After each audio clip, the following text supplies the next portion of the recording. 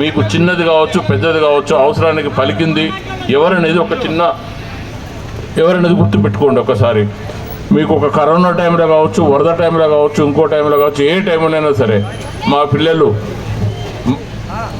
మా ఉదయ్, మా కుమారు, మా సీను, ఇట్లా యూత్ అంతా కూడా ప్రతి నిమిషం మాతో మాట్లాడుకుంటూ ఎవరికి ఎక్కడ ఏ ప్రాబ్లం ఉన్నా వాళ్ళకి హెల్ప్ చేసుకుంటూ వాళ్ళందరినీ కూడా ఈ కాలనీలలో నీళ్ళు వచ్చినప్పుడు చాలామందిని షెల్టర్లకు షిఫ్ట్ చేసి వాళ్ళని ఒక 10 రోజులు మన 22 అయితే దగ్గర 7-8 రోజులు 10 రోజులు ఉంచినట్టున్నారు. ప్రతి విషయంలో కూడా మా పిల్లలు మీ అందరికంటే ముందు ఏది కావాలన్నా ఎవరికి ఏ ఆపద వచ్చిందన్నా వాళ్ళు ముందుండి మీ అందరికి కూడా సహాయం చేస్తున్నారు. అట్లనే మేము కూడా మీ ఊరికి సంబంధించిన రోడ్లు కావచ్చు, కరెంటు కావచ్చు, ఇంకోటి కావచ్చు ప్రతి విషయంలో మీ అందరికీ అన్ని విధాలుగా సహాయం చేస్తూ ముందుంటున్నాం. సరే, మీరు నాకు ఓటు వేయలేదు, దానికి మీరు బహుశా ఈ రోజున చాలామంది జనం నాకు ఫోన్ చేస్తుంటారు, చాలా ఇబ్బందిగా ఫీల్ అవుతుంటారు. కానీ సరే, అయిపోయింది, దాని గురించి కాదు. ఇప్పుడైనా మీకు ఒకటే మాట చెప్తున్నా, ఖచ్చితంగా ఏజలాపురం మున్సిపాలిటీ మనం సిపిఎం బీఆర్ఎస్ ఆధ్వర్యంలో గెలవబోతున్నాం. 100% మనం గెలుస్తున్నాం. కాబట్టి మీరందరూ కూడా ఒక్కసారి ఆలోచించి మళ్ళీసారి పొరపాటు చేయకుండా, ఒక్కసారి పొరపాటు చేస్తే మళ్ళీ 5 ఏళ్ల వరకు మీరు ఏం చేసేది ఉండదు. కాబట్టి ఇప్పుడు ఈ అబద్ధం మాటలు మీకు ఒక చిన్న మాట చెప్తున్నాను వినండి. 22లో మొత్తం వరదలు వచ్చి అది ఇప్పుడు కూడా రికార్డు ఫ్లడ్ చాలా పెద్దగా వచ్చినప్పుడు మేము అందరం కూడా తిరిగినాం.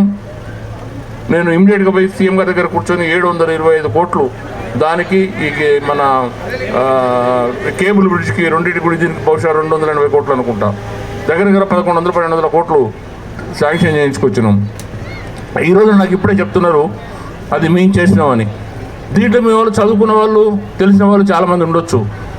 నేను చెప్తున్నా, మీరు ఆ 2 జీవోలు కూడా ఇప్పుడు మన 23 డిసెంబర్ తర్వాత వచ్చి ఉంటే మీరు మాకు ఓటు వేయొద్దు, కాంగ్రెస్ ఓటు వేయండి. కానీ అంతకంటే ముందు వచ్చి ఉంటే మరి వాళ్ళు ఏం చేస్తారు? మీరందరూ కూడా చూసుకొని ఒకసారి నిజంగా అది 23 కంటే ముందు వచ్చి ఉంటే అందరూ కూడా ఖచ్చితంగా మా సిపిఎం బీఆర్ఎస్ అభ్యర్థులను గెలిపించండి. మీకు మున్సిపాలిటీ మనం గెలుస్తున్నాం. తప్పకుండా ఈ ఏరియాలో ఇంకా మిగిలిపోయిన పనులు ఏది ఉన్నా ఖచ్చితంగా చేస్తాం.